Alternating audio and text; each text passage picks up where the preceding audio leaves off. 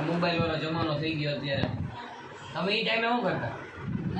તમારે એ ટાઈમે શું કરતા તમે જ્યારે મોબાઈલ નહોતા ને કાંઈ નહોતું ત્યારે? મોબાઈલ જ નહોતા ત્યારે તમે શું કરતા તમે બધા?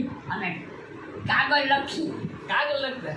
પત્ર લખી ભાઈ વાહ. પરમ પૂજ્ય માતુશ્રી તથા પિતાશ્રી એ ટપાલ લખી.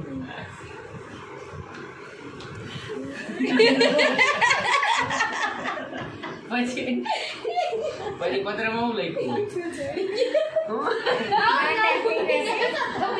હું અહીં મજામાં છું, તમને બધાને હું યાદ કરું છું.